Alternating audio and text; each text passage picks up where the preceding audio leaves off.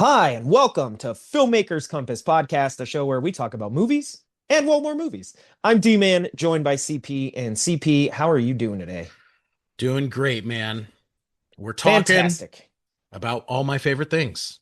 Movies and watching movies. What's better than that? I mean, there's a reason why you go to the movies like 4 times a week, and it's not because you hate them. No, definitely not. So Definitely not. it's just because you have a podcast, I think. That's why. That's why. You Hey, would I can never write all go. these off as a business expense. You know what's really funny is like the premise for this podcast is that CP and I just honestly used to get on the phone and talk for like an hour about the movies we watched that week. And then we were like, we should just record that. Yep. That's how this podcast came to be. Honestly, this podcast could just be our phone calls recorded if for Yeah, the audio right. version. Sometimes I'm like, why didn't we just record that? Yeah, right. But anyway, I have fun talking about it with you on air and obviously bringing everyone else into the conversation. So, on that note, CP, if you're ready, I'm going to go ahead and jump into our shout outs. Dude, let's go. All right. Well, first up, I got to give a big shout out and thank you to Anthony for coming on the show last week and talking Batman with us. That was a ton of fun. I know that was a long time a long time in the works. We've been trying to get him on for a Batman discussion for quite a while, even if it was just for a little segment. And Yep. there are some more Batman related things that we would like to talk to him about. And obviously, last week we mentioned possibly doing a Superman episode. So that could be really fun. But he actually reciprocated that energy by saying it was so much fun. Thank you guys. So Anthony, it was great, Yay. Thank you, Anthony. and it sounds like you might be a recurring guest. So we'll we'll try to keep it fun. Next up, we have a shout out for Ivor, who said, Mask of the Phantasm introduced me to Shirley Walker. Her soundtrack was amazing, perfect fit for animated Batman. Yep. Definitely. And I mean, I know it's kind of a continuation from the Danny Elfman, like Batman 89 theme, but it just works so well Hmm. for Batman in general and just sets the tone for that film noir-esque, animated series, like really dark cartoon, which up to that point, we're talking like Looney Tunes and Mickey Mouse and Scooby-Doo and, Yeah, Hanna-Barbara. yeah, So like yeah. cartoons were, sort of goofy and fun. And here's this dark Batman. You're like, this is awesome. Yep. And as we mentioned last week, that series just holds up over Oh, time. It's so good. incredible. But CP, you also on the Instagram FCP account posted a growing pains post, of which a lot of people reacted to. Apparently, nostalgia hit is quite a drug. Apparently. Uh Asami jumped in and said, yes. Darren jumped in and said, I loved, capitalized loved, this show when I was a kid.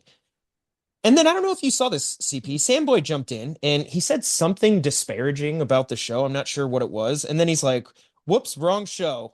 That show was whacked. I thought it was Family Ties. Oh, typical Samboy. It was Well, hilarious. well done, Samboy. You always make me laugh. And then we actually have a shout out going out to Drucker, who said, super stoked for the live podcast. Gonna stop by Churchill's for it. Go straight OG. So he's referring to our sort of concept. It's not done yet, Drucker. We're working on it, but our concept of doing an episode, a collaboration episode of FCP and ICP or indecisive by IBC. IBC. Yeah. So Yeah. maybe we can make that happen. I hope so. But CP, here's where things get really interesting. So All right. listen closely, CP. Uh-oh. Okay. I'm listening. He said, and I'm loving the guests. Never heard of this Batman, but I'm gonna go find it. And I guess I need to rewatch Reeves' Batman movie again because I just remember not loving it. Here you go. And also, CP, go to Disneyland with D-Man. The Star Wars ride is epic. And you suck, CP. Wow. Dude, Drucker, Yes! what is this betrayal? Normally, Drucker and I see eye to eye on almost everything. Just That was amazing, Drucker. blatant backstabbing here. Somebody finally agreed with me. It's very satisfying. Oh, I'm so Oh my God. disappointed. I feel This is so the betrayed. this is the Drucker I remember from Indecisive by How much Choice. did you pay him to say that? The IBC Drucker is back, and I'm very excited about it. he's flip-flopping, which is actually part of IBC. So Drucker, I love it. I love your energy. So, and then finally, CP, I just wanted to wish a very happy birthday to Angela and Natalie. Hope you both had amazing birthdays. Happy birthday. So that does it for shout outs this week. And unless you have any final thoughts there, CP, I'm going to throw it over to you for our box office breakdown.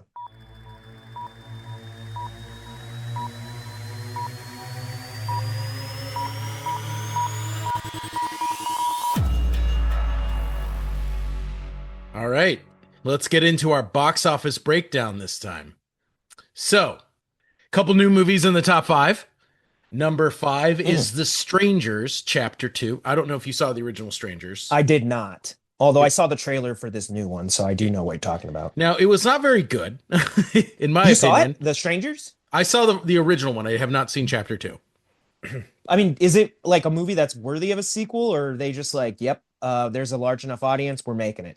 I mean, well, so first of all, The Strangers 2 was made for $8.5 million, I think. Wow.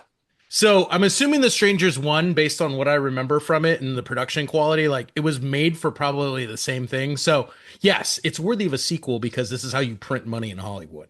CP, I'm not gonna lie. This is like the third time in a row we've talked about this, but you and I should just write movies. If we can get $8 million budgets greenlit, I know, dude. I feel like we could succeed in Hollywood. It's like wild. And like the original, I mean, The Strangers, it was chapter 1. So it kind of ended on a cliffhanger, and we knew there was going to be a sequel, and they'll probably make 30 chapters and make a lot of money doing it. So good for them. Yeah, nice. That's awesome. I love to see people making money. Right? Me too. Number 4 in the box office. Ironically enough, another horror movie known as The Conjuring Last Rites. Now, is this over 200 million yet? Because I know it was raking it in.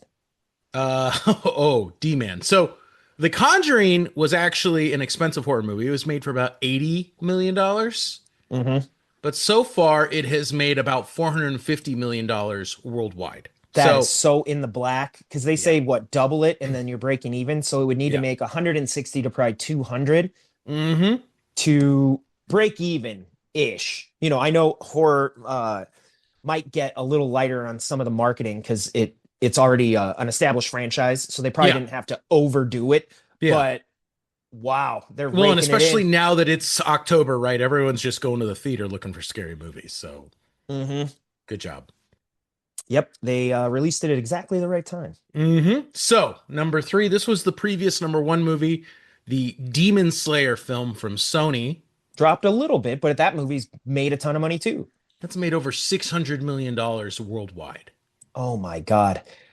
I mean, part of me is like, dude, I mean, could we pitch an animated movie? Like maybe we got to start with a show for a streaming service, build it up to eventually, if we're good, you know, we get a following, we can release a theatrical. I think we could do it. Yeah, dude, I agree. Like, not a bad payday on that for anyone. $600 million. Yeah. That's and crazy. I mean, it's going to at least be, you know, in the top 5 for another week. That's just the way things go. Yeah, that's awesome. So number 2, this was the first weekend that this movie premiered in the box office. Any guesses? I don't know.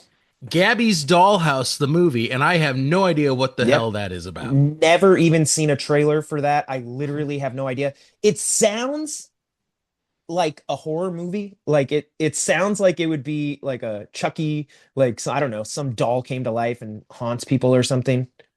Well, it's rated G. So I don't think that's it. I got to do some research. So excuse me as we're talking. Okay. So it looks like it's based on an animated cartoon. Totally wrong. Wrong. D-Man is horrible. Okay. So this is according to Wikipedia. I just searched this right as we're talking. Gabby's Dollhouse is an American interaction television series created by Blue's Clues veteran Tracy Johnson for Netflix. Fair enough. Okay. So apparently this is a kid show. And yeah. Well, how about that? I was totally wrong. And I stand corrected. So there is a feature film and the budget on it. Would you like to guess what this was? I'm guessing really dirt cheap. $32 million was not what I was expecting. That's really high. However, it has already made 21 million.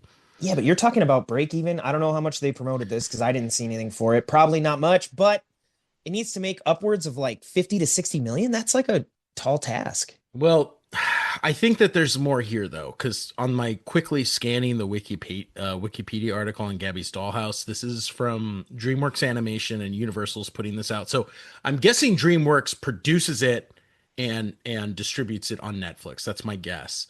Well, and if it But is based on a show, maybe that they are, greenlit production is not simply just for this movie.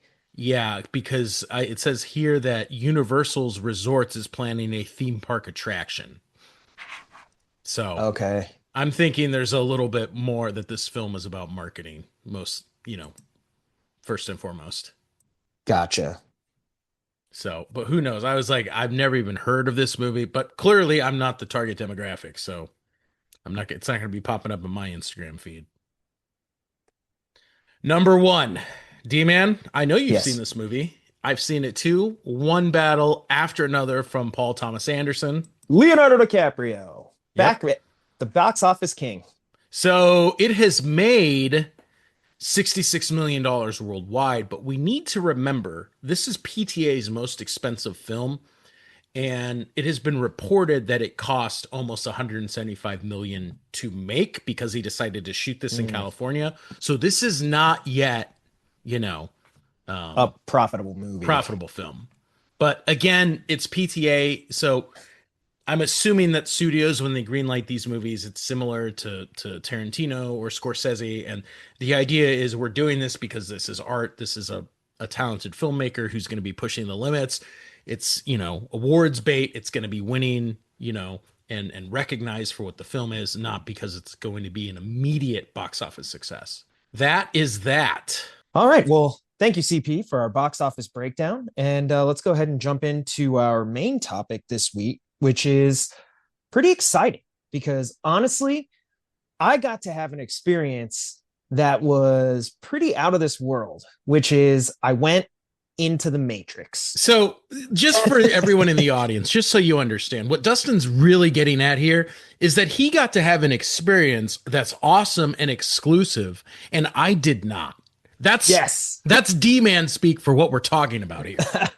Well, what we actually had happen was our good friend and listener Danielle actually invited us to go see The Matrix on the big screen at this LA dome theater called Cosm. So COSM. I don't know exactly what that stands for, but apparently it is a unique viewing experience. And if anybody doesn't have any clue about what I'm talking about, a good reference point is probably the Sphere in Las Vegas, which we'll talk about a little bit too. But if you've seen videos on, social media or anything, it's this massive, huge screen that is almost all encompassing, takes up your whole field of view. And they end up throwing the movie on the big screen, which CP, I'm sorry you couldn't make it, but dude, I am too. It sounds pretty incredible. Yeah, and I've seen the social media videos of it, and it looks stunning. Yeah, it's pretty neat. So first of all, I want to thank Danielle for the invite, and we ended up sort of doing like a double date. It was her and her husband, and me and my wife Steph. So it was a pleasure, Sean. It was nice to meet you, and we had a great time. So that was awesome. And sorry, CP, you would have been fifth wheel, but wow. To start, let's go ahead and just take a look at the overall viewing experience.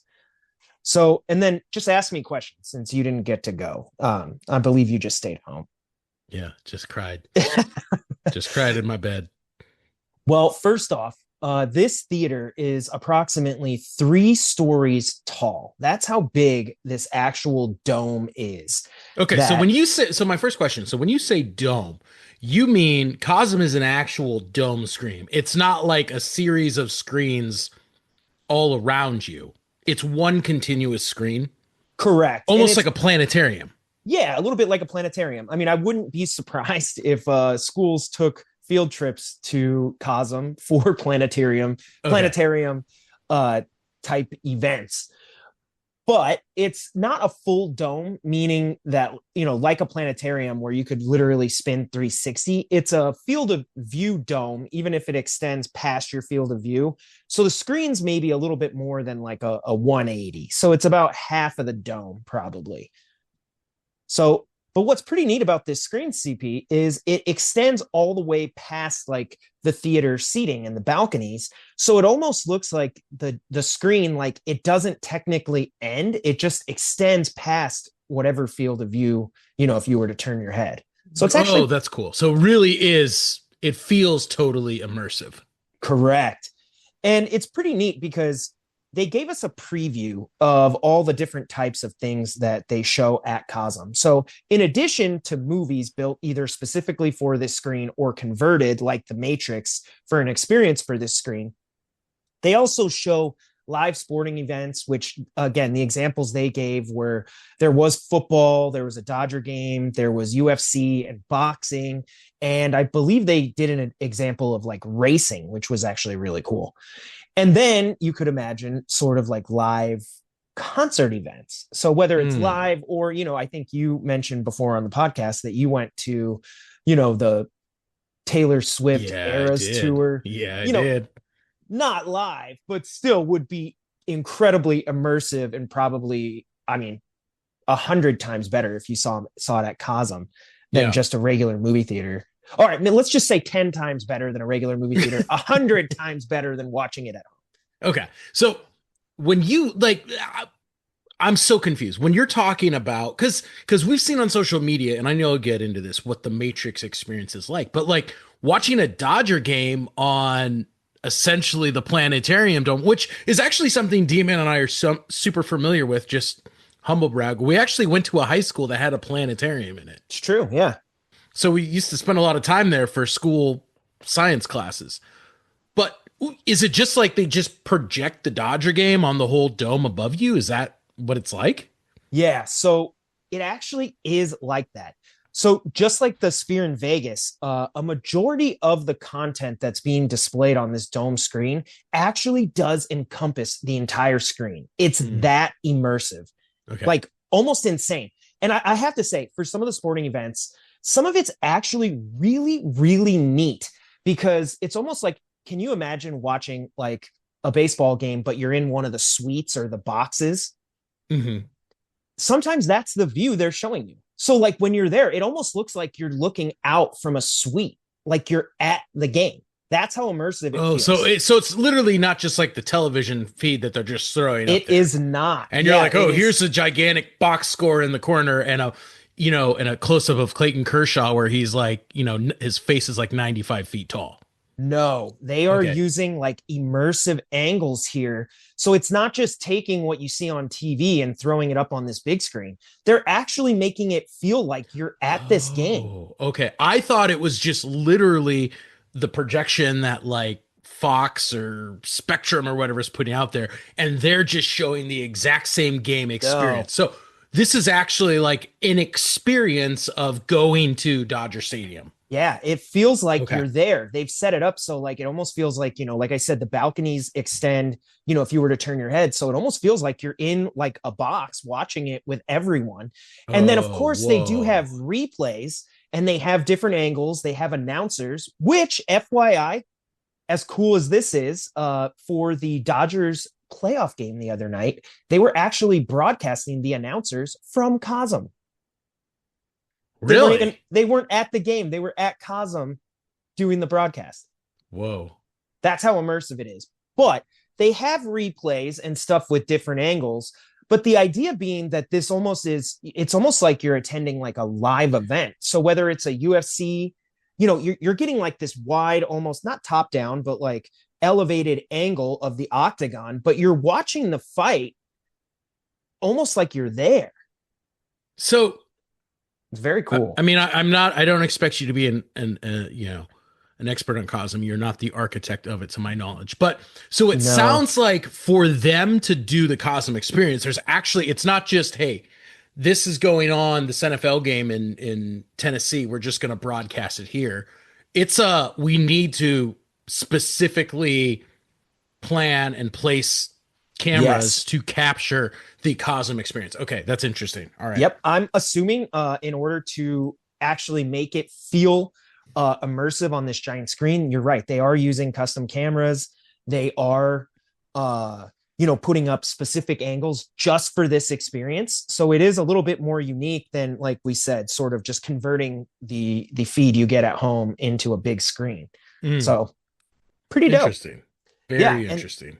they have other experiences as well, in addition to sort of like concerts or live events. So they did have some documentaries, but it looked really cool. Like one of the neatest things they did in this CP, it's like incredible. They literally took a camera and went underwater, but it feels like you're like underwater because it's like over you. Yeah. So I don't know, man. Like I'm thinking in my head, they didn't show anything for this, but like I don't know, strapping a camera to a SpaceX launch or like there's some really cool stuff you could do here if you wanted to. Yeah, I can see that. I mean, especially since like, 15 years ago, the whole 360 video thing was all the rage. Yeah. But we never really had a viewing experience that could make 360 video make sense. And with this, it sounds like you could be like, hey, you know, we could Yeah. set up a 360 video, I mean, as you said, same vein, follow some skydivers as they're jumping out of airplanes and, you know, Yes. Like really neat stuff. And one of the things that's actually interesting now that you bring up like 360-degree video, you think about that and it was a little bit of ahead of its time. This idea of 360 video, but watching it on a little rectangle or, yeah, putting it on your TV, it was kind of like novelty, like it's cool, but it was almost jarring because it looks funny. It yeah, doesn't yeah, line up, I guess, with exactly the 360 experience. But you can imagine when you have a dome, right. now that 360 video like feels alive. And you mentioned this in the pre-production meeting, but devices themselves are starting to catch up with this idea of 360 video, both in a dome experience and on a VR headset. So you have the Quest 3, you have the Apple Vision Pro. I know Meta's working on some additional glasses and different Mm-hmm, things mm-hmm. where it almost feels like this type of video, if it was custom made for experiences for a dome. So, right now, one of the big things is in Las Vegas at the Sphere, they converted the Wizard of Oz Yes. into this Sphere dome experience. Well, you mentioned in pre-production, and you're totally right. As cool as that is, if you can't go to Las Vegas and see this at the Sphere, well, you're shit out of luck. Yeah. Yeah. But not if you have a VR headset that is optimized for 360 or dome style video. It's like there's a new place where this could live. And as these devices come down in price and more people get their hands on them, this is a pretty unique use case because when you think about it, if you go see Wizard of Oz at the Sphere in Las Vegas, but then you want to have that experience when you come home, you can't put it on your TV. Yeah. No, You can that's put the true. regular Wizard of Oz on there, but you can't do that experience. You have to go to the dome, but not if you have a VR headset. It's almost like bringing home video in a unique, more immersive experience. It's incredible. Wow. Yeah. Yeah. That's really interesting when you think about it that way. Now, um, just because we are on the Sphere topic, I know your in-laws just went and saw it last weekend when you were in Vegas. Correct. What was their experience like? Did Well, they tell you? yeah. So, I mean, one of the unique things they said was that there's actually additional elements in it, including the massive screen, but there's also things like where the tree shakes in the movie and like apples fall. They actually dropped like foam apples from the ceiling. And Whoa. when there was bubbles, they actually pushed out bubbles and like different elements, a little bit more, I guess, closer to 4D. like, yeah, I was going to say like a theme park ride. I Yeah. remember at Universal Studios, I think they used to have like Shrek 4D, Yeah. Yeah. and it Yeah. was like when fire erupted on screen, you like felt fire on your face Yeah. or Yeah. heat on Yeah. your face. Sorry, not fire, but heat, stuff like that. So I think that Sphere experience is a little bit more immersive, but I want to point out one important distinction before we jump into the Cosm experience and the Matrix specifically, which is at Cosm, The Matrix was shown as a rectangle on the giant screen. Like the same thing that you would have seen in the theater, like just Correct. the screen of, you know, Yes. the So, and okay. I'll expand on that in a second. But what I want to clarify is that when you go see Wizard of Oz at the Sphere, Wizard of Oz has been 100% altered. So you think about, you have your rectangle frame, 16 by 9, you have your movie. It's like they use generative AI. I don't know if they did, but you could imagine, if you've ever seen, say, like just Star Wars on TikTok or Reels or YouTube, where they're like, oh, Star Wars in vertical, Yeah. where it's like 9 by 16. And Mhm. then they extend the frame, above and So below. as something flies out of frame, it continues up into Right. what's It been generated. continues. Yeah. What would otherwise fly out of the frame is now still extended. Well, that's what they did with Wizard of Oz. They actually took the frame and then blew it all the way out. So there's literally new elements to Wizard of Oz. Now, I don't know if this can be done with every movie because that's insane Yeah. when you really think about it. Like, Mhm. because you imagine certain things that happen. You might have a character who the frame cuts off the top of their head. Yeah. So you're like, you would have to regenerate that or, repaint that. And not Yeah. only paint it, but it needs to work seamlessly within the context of whatever they're framing on the screen. Yeah. So Wow. it's Yeah. insane. And for the Sphere, I'm like, that's crazy. Again, it's like experiencing the Wizard of Oz in a completely new way. You're not talking about just going and watching the movie. It's borderline totally different. Wow. So again, I don't know if they keep all the shots that are actually in the movie or if they extend. I don't know what they're doing here. And I didn't get to go see it. It's, one of those things I was kind of like, man, I was just at Cosm on Friday. It'd be nuts if I went to the Sphere on Saturday and had that experience. But it's pretty cool. Wow. Yeah, that sounds really amazing. So I also want to say at the Sphere, unlike Cosm, they actually have people perform live. So I think the big one right now is like the Backstreet Boys perform there, Yeah. right? Yeah. I also know somebody who went to the Sphere and saw the Backstreet Boys. And one of the things they actually complained about was at the Sphere, behind the band performing is like these massive graphics that take up like, the entire dome screen. Hmm. Okay. Yeah. One of the things they sort of complained about was that they didn't put up enough close-ups of the band. So against the giant screen, they were like, they actually looked like, kind of little specks. Mm. So they were like, as cool as it was that they're right there and they're performing live, they were like, you're almost like looking at the screen more than you were them. And they were kind of hoping that in future performances, what they'll do is almost put up maybe 2 feeds of like the band actually performing so you could see them better. Yeah. No, that makes sense. That makes So, sense. but that's another unique thing about the Spirit. To my understanding, I don't believe Cosm has live performances. It's all just video feeds. No, because I know that when they built the Sphere, it was intended to be an awards venue. Like I know they did the NHL draft there, a concert venue. Like it's really multi-purpose. Which esports, which it seems like my understanding is Cosm is much more like go experience things that are happening elsewhere. Yeah. And there's also the major difference that most people are probably familiar with the Sphere, which is the outside of the Sphere is actually a giant screen as well. It's a giant light show, and there's unique things that are happening on that 24/7. Where when you go to Cosm looks just like a building. Well, and my understanding too is Cosm seats about, I don't know, 150 people, Yeah, whereas the Sphere holds like 18,000 or something. correct. So going back to Cosm then and watching the Matrix on the screen, which was a projection of the movie on the screen, what they did to really make this incredibly unique is they literally frame the rest of the dome around the screen. So it feels like an extension out of the screen, but they didn't literally like extend the frames. So Yeah. it's like if they're in the interrogation room, then the rest of the dome looks like the interrogation room. But the shots are still changing within the rectangle frame, and the dome just stays the same.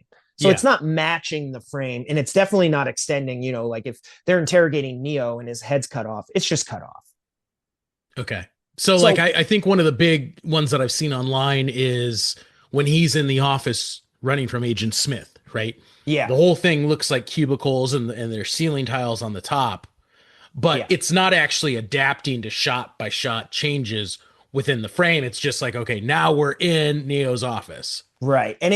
But it's not immersive, meaning that like when Neo would like, he like ducks down and like runs across, the actual thing, the frame would shift, the dome frame would shift like he So like moved. you're moving with Neo? Yeah. Oh, that's So cool. like Okay. it's interactive because there's other ones where like I think at the beginning, like Trinity's running on a rooftop and there's like a helicopter with a light down on her. Yeah. Well, the helicopter's in the frame. They actually like made the helicopter up here and it's shining a light into the frame.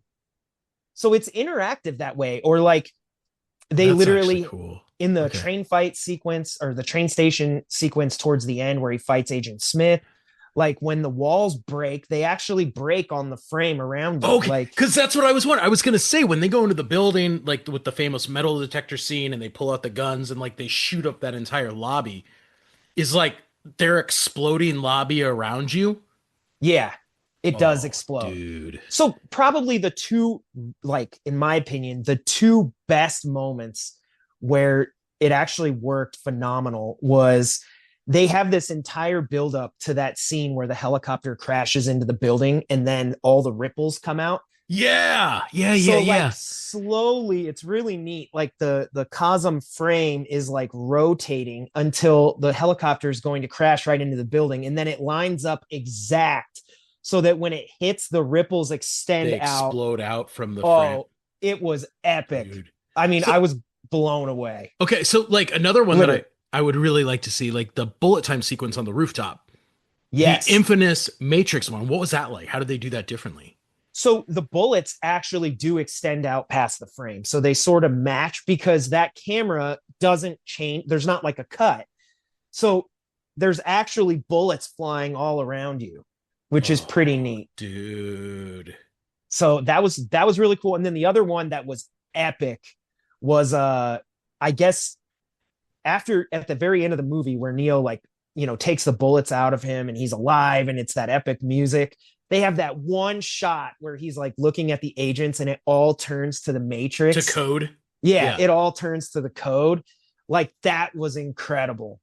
And then, of course, like right when the movie starts, remember it's like a phone call and it Yeah. sort of like goes into the code. And then as the frame like moves in, the code expands out into the dome frame. And it was epic. Dude, oh my gosh, I'm so excited. So I really want to go now.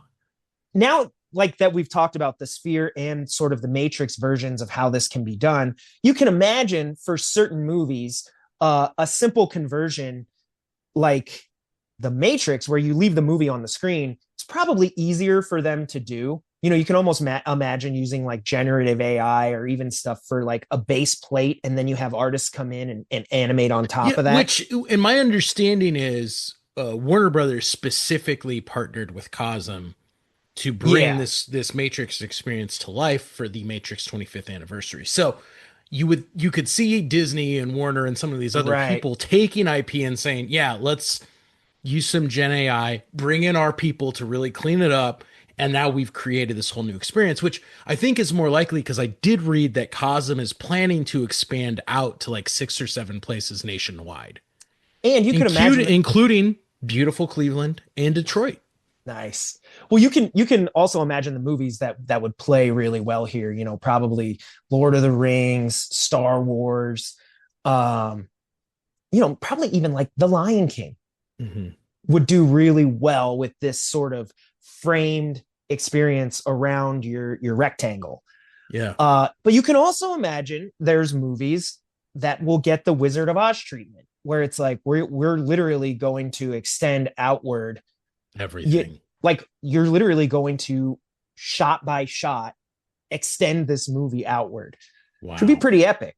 But like you could imagine, so for instance, you think the binary sunset in Star Wars, or even that shot of like C3PO walking through the desert with like the dragon bones behind him. I Mm-hmm. mean, you would have to literally like extend that out just for that shot. But you Yeah. would have sort of like a brand new, more immersive experience. I have no idea what they're going to choose to do with all of this stuff, but it would be pretty cool. So, can I ask you a couple questions? Like, Go for it. so from your experience, like we've been to IMAX, right? And Mm-hmm. sometimes IMAX is really impressive, but also at the other time, sometimes it's almost overwhelming because you're like, Yeah. I have to choose what I'm going to watch Yeah. in this movie. And so, for something like Dune, do Yeah. you really want to have to make that choice? Because you're like, if I look here, I'm missing what's going on over here. Did you feel that at all with the Cosm experience? I did. I felt a little fortunate that I'm a big fan of The Matrix and And I've you've seen seen that it a movie. billion times. Yeah, it did allow me to sort of take in and look around at the different frames and what they're adding to the experience without feeling like I was missing some of the story. But I do remember my mind sort of being like, oh my God, I literally was not watching the movie for a second because I was checking out all this stuff. So I do agree that while the immersion is much higher, like the actual true IMAX experience, I think there's one here in Irvine and maybe over in Rancho Cucamonga where the screen is so large that literally like you have to look at different parts of it, to really Mm-hmm. focus Mm-hmm. on one thing. It does have that vibe. So, Gotcha. I mean, if it's done right, I imagine you would continually try to put the focus either back on the rectangle or if it's like the Wizard of Oz, you would want, majority of the action to be where they want your focus to be. Mm-hmm. But I could imagine that's a challenge they're going to have as they, do more and more of these conversions and try different and new and exciting things. So that would be really cool. The only other thing I was going to say, you mentioned the IMAX experience, or what's the other theater that's like it was from Mexico and it was like a really good experience. I forget what they call those theaters. Um, they were here in San Diego.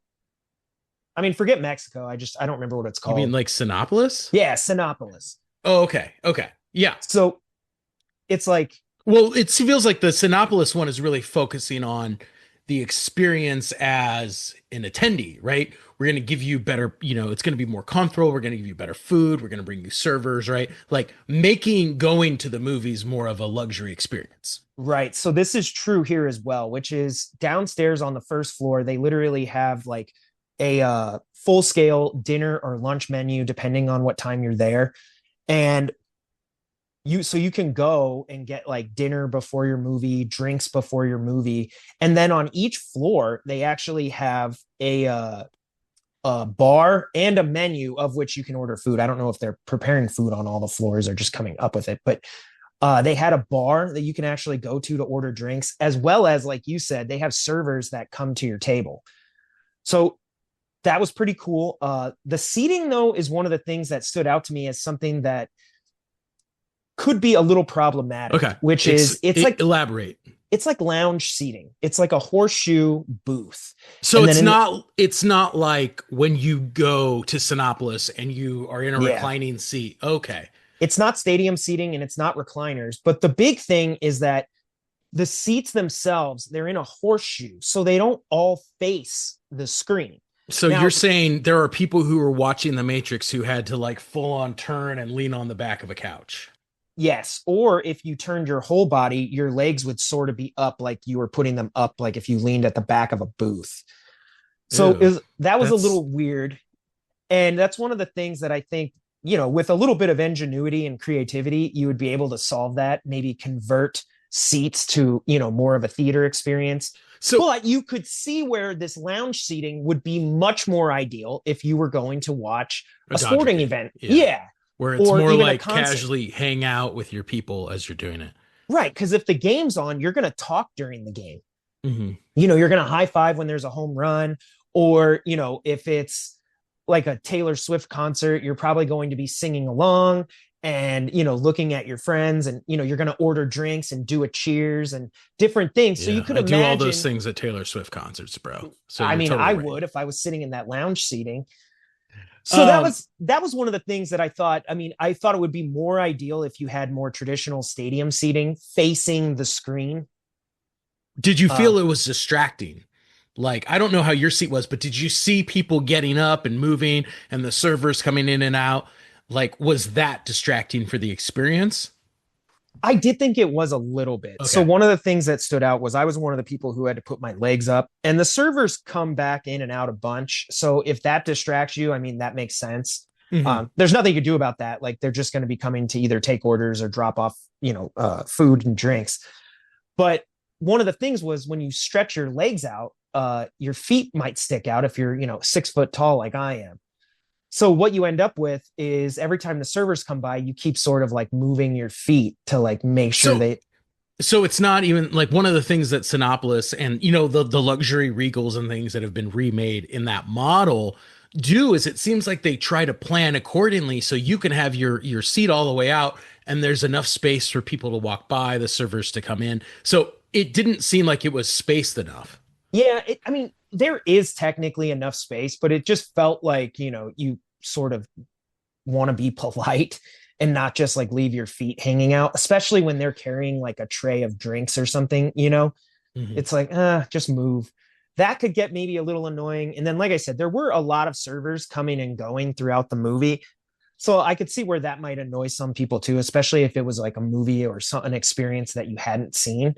But Uh-huh. again, I don't see that being annoying at all if you're at like a baseball game or a concert. That would feel normal. It's just a little bit different from a movie. Where you're trying to watch a movie. Okay. So, and this mirrors Sinopolis as well, which I believe they have an experience kind of like this, but they also have a menu that matches the movie. So it's like $45 and you can actually order food and drinks to match what's happening on the screen. So So they like, bring them out like at the same time? yeah, so like if That's kind of characters go cool. to a Chinese restaurant, they'll bring you out like some chow mein, or like they had really unique red pill, blue pill drinks that you Oh, you could order. Now you can dude. order them anyway, So separate. were you red pilled or blue pilled? Uh I didn't actually get one, but Steph and Danielle got one of each, I think. So Nice. Steph got blue pill, I think Danielle got the red pill, but so that was cool. And then like they would time that so when you have that scene where Morpheus goes like this, they like drop off your red pill and blue pill drinks. That's kind of cool. So yeah, it's pretty neat and pretty immersive. So um for as many people as there were there, they had a bathroom on every floor. I never felt like, you know, uh Now, were there multiple viewing floors for Cosm? three. Yeah. Oh, so So there's like three levels. There's like a yeah, they balcony have and then they have three escalators that go up, and on each floor there's like different seating and kind of a slightly different experience. Because even at like, so I mentioned we were in the booth setting, which really quick I want to add could be a little weird. We had 4 people, so we took up our whole horseshoe booth. I also could imagine you might have to share that booth with strangers if you go either by yourself or it's like in pairs. mm, Something that, a little different, where it's like, in a theater you sit next to strangers but you're sort of facing one way, you're not like where looking at them like picking their nose and yeah, so like that could be a eating their little chow weird. mein or whatever. Yeah. But they also had like, it was almost like bar seating. You could sit up at like a counter, and they had different experiences for seating. Like if you went lower, some of it might have been stadium seating. We just did the booth seating. So Oh. that's different too. That's worth Okay. And noting. so I imagine that also affects the price that you're paying based on how comfortable it is, where you are in the theater. Like, So that's probably my one caveat then about the whole experience was it's not cheap. For us, we were paying $55 to $60 a person to go see a movie. That's pretty expensive, and that does not include your food and drinks. So you can imagine if you're going to go see a movie at the Cosm or the Sphere, it's going to cost you. well, I mean, especially when you think about the fact that, a year and a half ago, we Yeah. went and we saw Star Wars with food and beverage covered, and it was $45 for. you know. 9 movies. Yeah. That is definitely more expensive. But my understanding, and correct me if I'm wrong, at Cosm there is only one movie being shown at a time. Correct. So it's So not like a megaplex where they have like two Cosms going. Like, no, and I think one of the unique things about that is like when you think about it and the future of like the theater experience and movies being released. Right now, no one is technically making movies for Cosm uniquely. I mean, there might be experiences like some documentaries and different things to take advantage of the massive screen. But to my knowledge, there aren't any movies being filmed uniquely for this experience yet. Probably, like you mentioned, because there's really only one of them or one sphere. You know, every city you couldn't do like a mass release.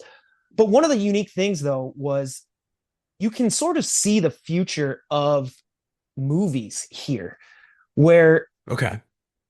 yes, I think you'll always have traditional 16:9 rectangle screens. And I don't think movie theaters are going away, but I can see a future where movie theaters have less theaters overall and maybe one Cosm experience because of two things. One, it's a truly unique theater going experience versus like, as much as we hate to say it, you know, if you go see a movie on the big screen and then you come home and watch it on your big screen TV, it's pretty similar, really.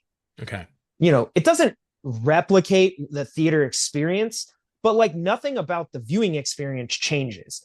Versus going to a Cosm movie or the Sphere, you're getting a totally different experience.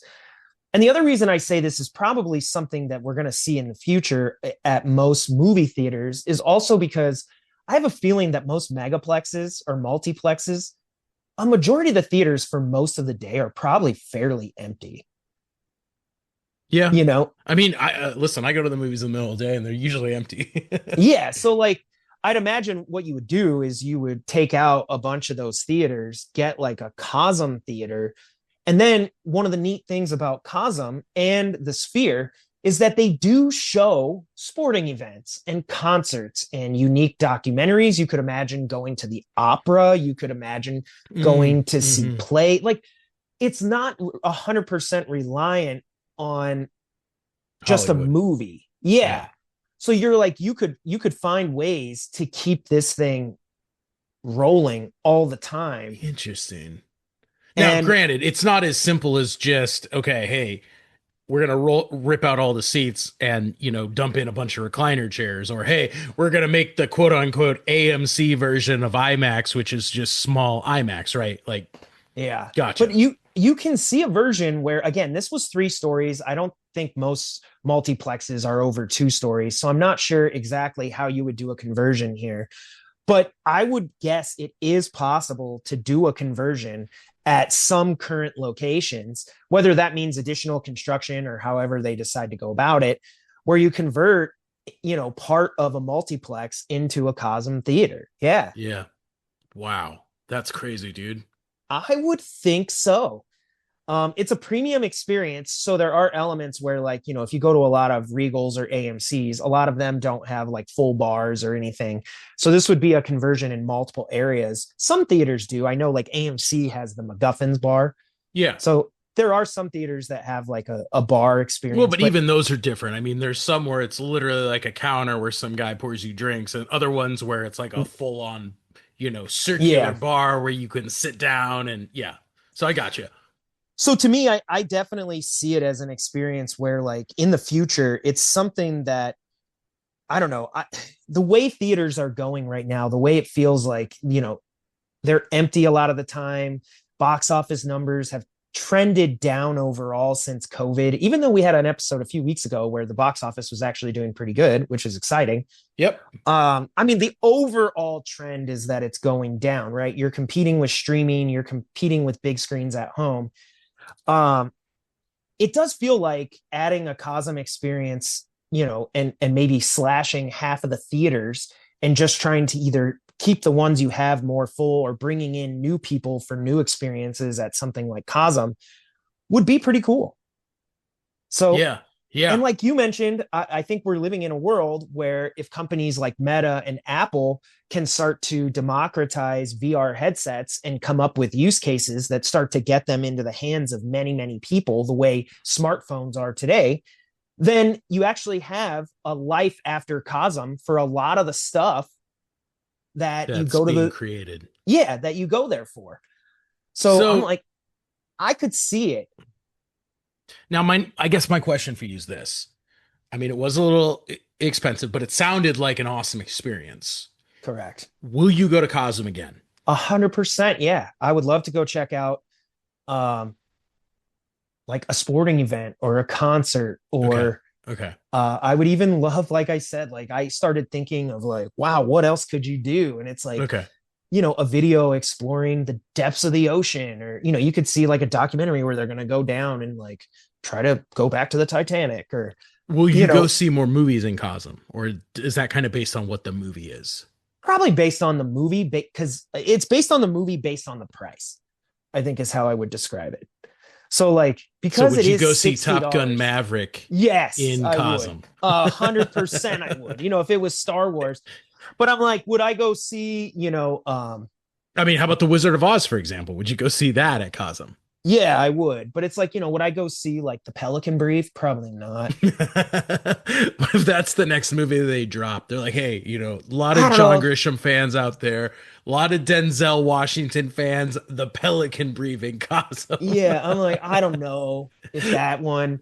But yeah, like a lot of spectacle movies, big action sequences, things like that. I could see it being a lot of fun. Will you go see The And Matrix again? I would go again if somebody wanted to go. Somebody. Huh. Boom. All right. It looks like I got my date for The Matrix. Yeah. So I thought it was a lot of fun. I mean, I really enjoyed the overall experience, but yeah, I definitely like the future of where all this is headed. Okay.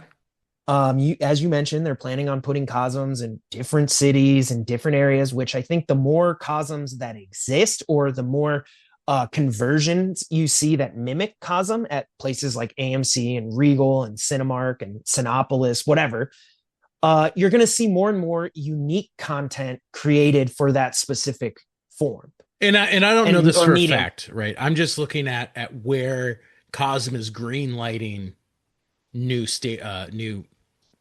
experiences. Yeah. It seems like they're really trying to tie it to places that have, multiple sport teams, right? Yeah. Like Because, all four major sports, they have a presence there. And I think it's probably to be like, hey, we can make this profitable and bring people in for these experiences. yep. So it was pretty neat, man. I mean, overall, like again, not getting to go to the sphere myself, but hearing about that experience and going to Cosm and just getting a better idea of like what people are working on to really change the theater experience. You think a 16 by 9 rectangle and seats, the theater experience hasn't really changed all that dramatically throughout the years. It's Mhm. like the screens have gotten bigger. They added surround sound, which was incredible. Um, they went from regular seating to stadium seating to maybe some recliners and maybe, like some premium options for food and drink. Yeah. But ultimately, like seats pointed at the screen and popcorn and a soda. And you're like, yeah, the movies are still in movies. And not that Cosm shifts this um, so dramatically as to put that out of business, but it does shift it enough to where I'm like, wow, I could see myself for a lot of movies wanting to go to Cosm versus a regular theater. So Okay. Interesting. yeah, Very very interesting. exciting. And like I said, I'm excited because I think as people get more and more like VR headsets and devices that can support 360 video, domed experiences that are made unique, for these theaters, you're going to have a life after it's run, which I think will help propel the in-person experience forward as well. Mhm. Because then it's like, okay, um, yeah, if I want to watch Top Gun Maverick, I want an Apple Vision Pro and I want to watch it on this experience. Yeah. Yeah. That's because I'll tell you what, like, it would be hard to go backwards after doing it that way. You'd be like, whoa, this feels so small. Yeah, I can imagine, dude. Okay. But yeah, it was Interesting. cool. I definitely think to anybody out there that hasn't experienced it, I mean, you'll definitely be wowed. It's one of those things. I think in LA, they actually do have, I think it was the experimental sphere as well. Hmm. So, In which I don't know if Burbank, the that's, Burbank sphere. I don't know if that's open to the public or invite only or how that works, like Cosm's, just ticket sales. But if you get a chance to check out one of these domes, whether it's in Vegas or LA or any of the new ones popping up, I'd recommend it just for the wow factor, like just to go try it. So, not to put words in someone else's mouth, but what did Steph think about it? I mean, first of all, is Steph a huge Matrix fan to begin with? She's seen the Matrix, but I mean, I for mean, her, she she lives hasn't. with you. Obviously, Yeah, she's seen the Matrix. she hasn't watched it in a while. But like, just speaking on behalf of Steph and Danielle and Sean and everybody, we all walked away pretty wowed. The Matrix was a great movie to put up on the big screen because it's so much fun to see in a Hmm. theater. And that was even, a few weeks ago, we talked about movies that we wanted to see on the big screen. I'm like, Hmm. The Matrix, yeah. Yeah. So that was fun in its own right. I would have gone to a regular theater, but to see it like that, I think, they were really impressed with the overall, uh, screen size, what they were doing with the frame around the movie, and just the fun of this novelty experience. Nice. Nice. Okay. No, dude, I love it. That's So, I'm very jealous. I definitely want to go check it out. yeah. Well, speaking of movies, though, we actually did go to regular theaters too. And you and I'm I both had surprised. I thought after your Cosm experience, that was going to be done. You're like, no, nope, no, no no. more AMC for me. I still love the movies. And you and I both had a chance to go see one battle after another. We So I'm going to did. throw it over to you. Tell us a little bit about the movie and what your thoughts were on this.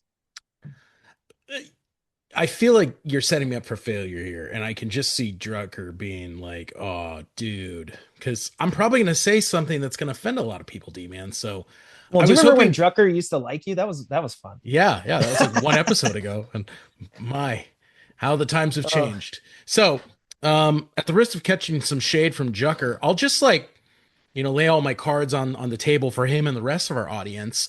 I'm not a big Paul Thomas Anderson fan, okay. which I know he is one of the few auteur directors in Hollywood, and he's very talented. But I always feel like his movies tend to. I mean, I don't think it's a fault. I'm not as attracted to his films. He overly focuses on characters, and I think sometimes that comes at the expense of story. Okay. Sure. I mean, most of his films are very, are these character studies exploring very complicated characters through very interesting situations. Yeah. And this is nothing short of that. Um, it's based on the book Vineland. It has been adapted for present day, and cinematically, it looks absolutely beautiful. There's some great shots. Um, he loves his moving camera, and it really helps propel the story forward. Some of the things that I did love about the movie, so much of it is actually shot close to places that you and I mean, California? we never lived in East County, San Diego, but there's a lot of it shot out that way. I've been hiking out there and camping out Yeah. there, tons of stuff out that way. So that was cool being like, oh my gosh, I've actually driven right over there. That's always fun. On top of it, I mean, it has Leonardo DiCaprio, and Leonardo DiCaprio, in my mind, is one of the greatest actors working today. And I think that every single scene DiCaprio is in is absolutely gold. And there's a lot in terms of themes and story, and it's a very interesting movie. DiCaprio himself, it does such a great job of bringing kind of um, comedic timing to every scene, which I think reduces some of the levity of the film because otherwise it would be very heavy and very serious and very dark. Yeah. I mean, the other person who does that super well is Benicio del Toro, who is also incredible in the movie. And I think, we both spoke about this a little bit. The way the film's structured, unfortunately, DiCaprio and del Toro are sort of limited to one third of the movie, which I felt was a major failure. Yeah. Um, So the movie itself, I mean, a little bit of like spoilers here. If you haven't seen it, I actually recommend it. I thought it was pretty good. But essentially the movie is like split into like thirds. So the beginning is basically a setup, not a montage, but like this long sequence of these revolutionaries, the French 75, basically you know, doing, I don't want to call it specifically like terrorist actions, but they Yeah, are they're bombing. terrorist actions. They're blowing up buildings. Yeah, they're like blowing up buildings, power grids, different things across like San Diego in the Southwest. And what happens is they follow this revolutionary. I can't remember her first name, but it's like something Priscilla? Persephone Beverly Yeah, Hills, or Persephone Beverly Hills. That's it. I think it's that. Yeah. And so you're seeing the first third sort of from her perspective. She's this revolutionary who goes through this mini journey of sort of uh she's this soldier, she becomes a mother, and then she's essentially becomes a rat and has to go into hiding. And then the second third of the movie shifts to Leo's character, whom she has a relationship with in the first third, and we're led to believe that she's pregnant with his son. Questionably, I don't think anybody was like, "Oh, surprise, surprise," because she ends up having some trysts with the villain Lockjaw, and this is due to the fact that he basically sort of has her cornered, and he's sort of pressuring her, and even when she's a rat, sort of taking advantage of like conjugal visits and different things. Well, Mhm. anyway, she has their daughter, and you pick up 16 years later with Leo raising the daughter while she's disappeared to Mexico and basically vanished. So for that next third, we're watching this movie from Leo's perspective, which is that basically the villain Lockjaw is a white nationalist and racist who wants to join this absurdist group called the Christmas Adventurers. Which, CP, this was amazing. That was some of my favorite parts of the movie. It was so funny and over the top and just like, It yeah. felt like a Tarantino movie almost, where like they have this guy sort of walk into this suburban house and he's like, "Oh, hey, grandma, are you making some of your famous pancakes?" And she's like, "Oh, yeah, like you want some?" He's like, "I'll be back." And then he like goes down these stairs into this underground, I don't know if it's like bunker, it's like a Bond villain dream. Complex. Yeah, underneath this suburban house, and they like go into this secret meeting room, and it's these Christmas adventurers, and they're all like, "Merry Christmas, Merry Christmas." I don't Yeah. even know if it was Christmas. Yeah. I don't think it was. But No. so, it's these guys who like worship Santa Claus, but really they're like racist, and it plays hilariously. It, like I said, it kind of reminds me of Tarantino dialogue and stuff, where like they're literally like, this guy Lockjaw, he's like questionable, and it's, I don't know, it was really funny because the way they do it is they're like, well, there's some dirt in his background, and one of the guys is like, this is going to be hard to say. And they're like, what is it? And he's like, his kid is black. And you're like, why is that hard to say? But it's these racists. But ultimately, like, we're following this section from Leo's perspective, where essentially they Lockjaw, to cover all this up so he can join the Christmas Adventurers, has to go eliminate his daughter. So there's no proof that he ever, engaged in a sexual relations or an affair or whatever with a woman of color, a black woman.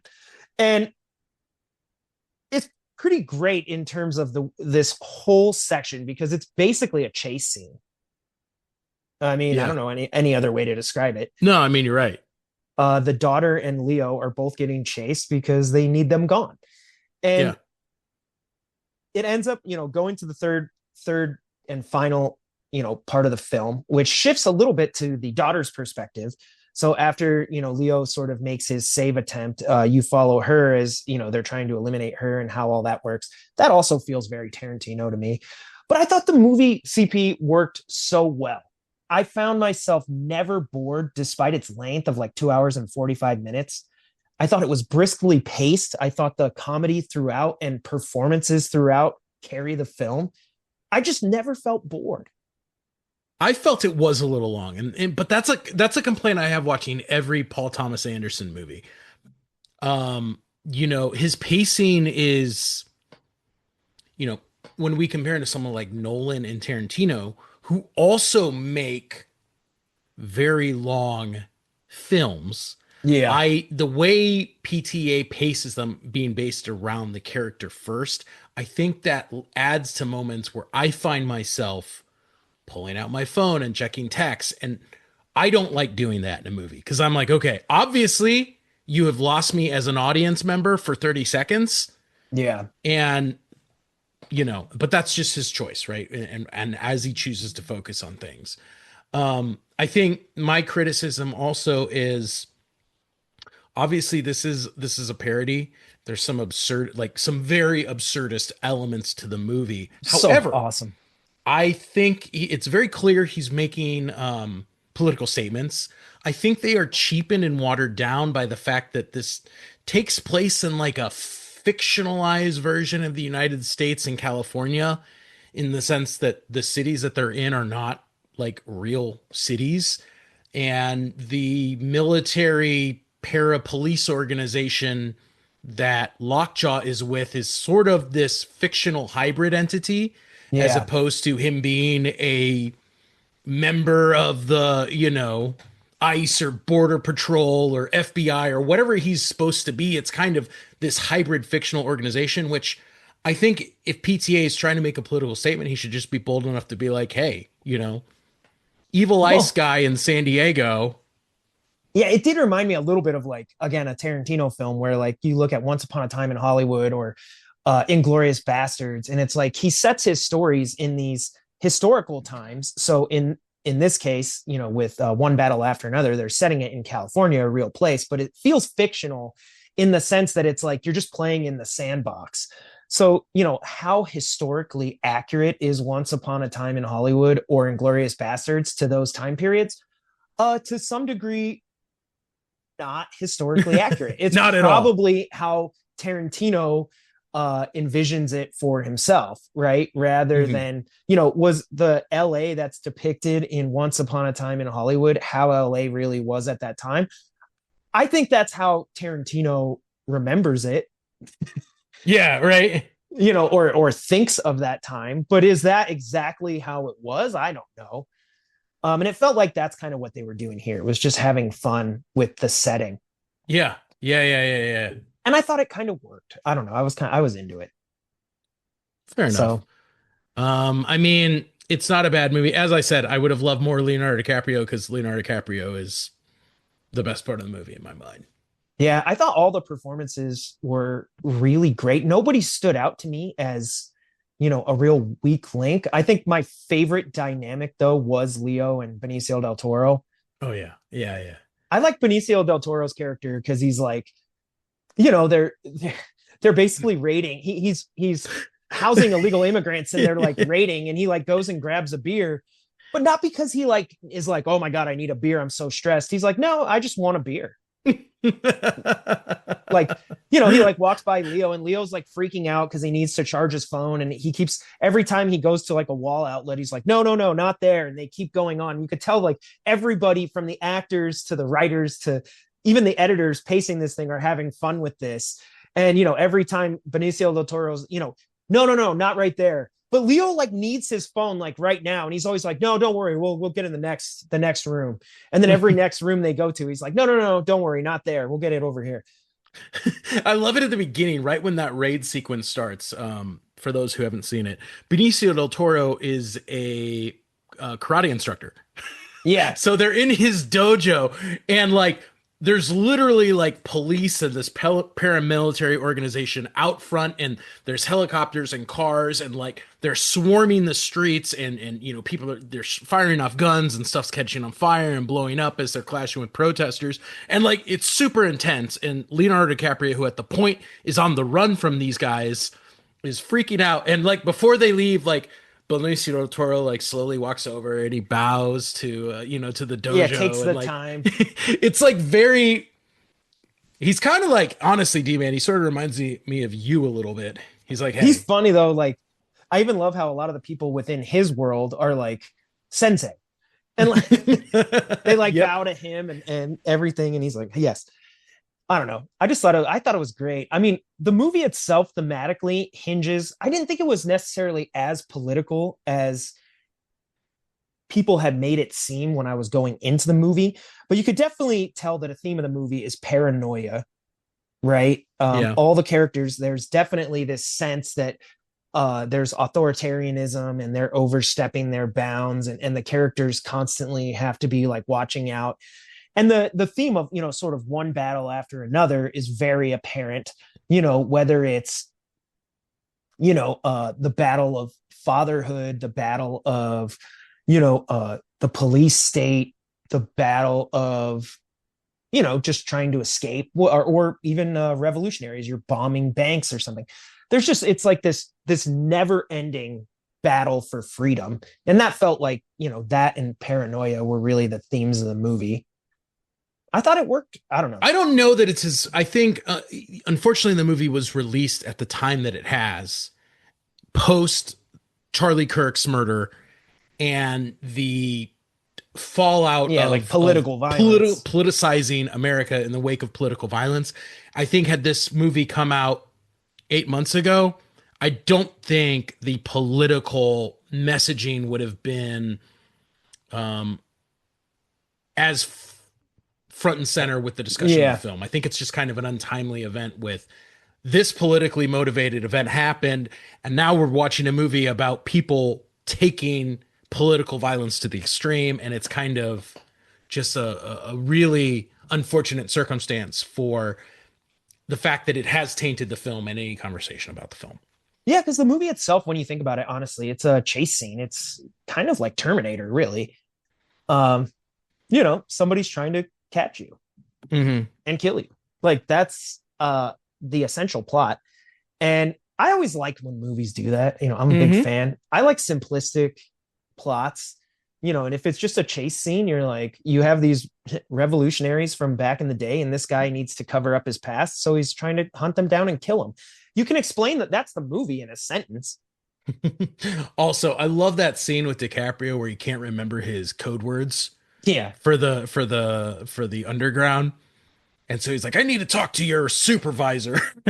Yeah. And it's like these revolutionaries, and they're like, okay, please hold. It's like you're talking to like a customer service agent or Yeah. something. Yeah. And they Yeah. speak so matter of factly, just like they're reading a script. Yeah. They're like, sir, that is not correct. And he's like, what time is it? And just keeps doing that whole thing.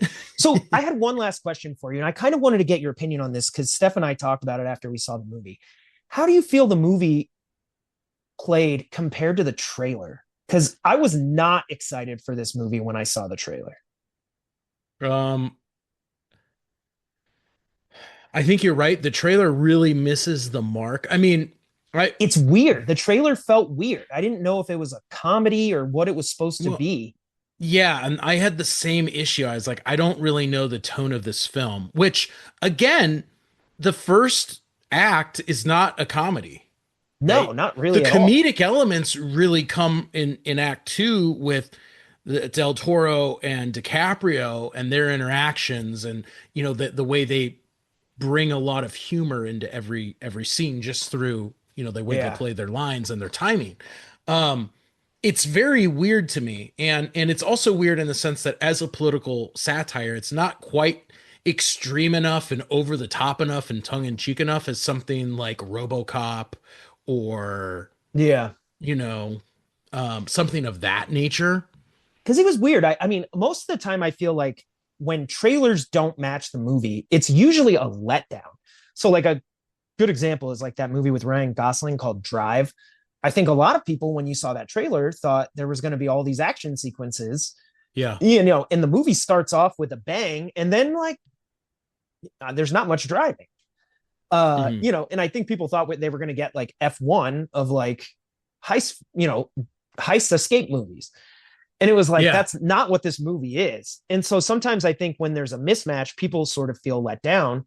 Where in this case, I was not really excited for this movie based on the trailer. It looked weird. I wasn't really sure what it was actually about or like what they're doing. And then I saw it and I actually liked it way more than the trailer. Yeah, that was weird. Because it you don't know what the movie is, and what we saw didn't match that in any way. I think my other major complaint, and I think I alluded to this, um, as it's story focused, I think there's an ending that as an audience we're waiting for. And if you've seen it, you know what I'm talking about, right? Yeah. We're following these two characters on their collision course, and I feel like we never get it in the way that we expect that we are going to. Yeah. And I Okay. felt that was a major letdown for the movie. I didn't mind it so much in the sense that I think I loved how the movie essentially, I'm gonna go ahead and spoil something. So if you don't want to know the end of the movie, um, go ahead and turn this off or skip ahead. But essentially, like the villain gets killed going into he gets accepted by the Christmas adventurers and he gets his own office and he's super excited. And then they basically close the door and gas him in that room. But I love how the movie turns and the people who gas this guy are the white supremacists, like the racists. And in a way, we're like cheering that on.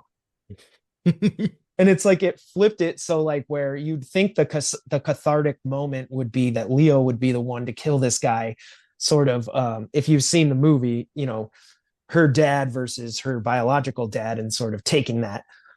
And instead they have him killed by the group that he wants to join. But in a weird way, as the audience, we're kind of cheering that on in like a sick, twisted way where it's like, yes, the white supremacists got him. And it's like, I don't know why that works, but it sort of works for me. I mean, I get it. I wanted to see Leo, you know, Yeah, like that I wanted to see that confrontation come moment, to it. right? We're Yeah, literally following these parallel storylines that are building to it, building to it, building to it. And when it finally happens, it's a letdown. And there's really yeah. no confrontation between them at all. No, not really. Even though he names him multiple times, Lockjaw. Yeah. Yeah. So I don't know. But yeah, it was fun. I definitely enjoyed the film. To anybody else that had a chance to go see it, let us know your thoughts. And hopefully we didn't spoil it for anybody, but We hopefully, spoiled it for everyone. well, if you continued listening. But I know Mikey, shout out to Mikey. He went and saw it and loved it. So he was excited I was going and somebody else was going to see it. But hopefully everybody else enjoyed the film. Number one at the box office and word of mouth is pretty good. So we'll see if it, you know, is a box office success. Hopefully so. Yeah. Yeah. But all right, CP. Well, that does it for our episode this week. Just wanted to thank everybody for tuning in. Hope you enjoyed the show and be sure to continue the conversations. We love hearing from you guys. We love the shout out segment and, you know, can't wait to hear your thoughts on one battle after another.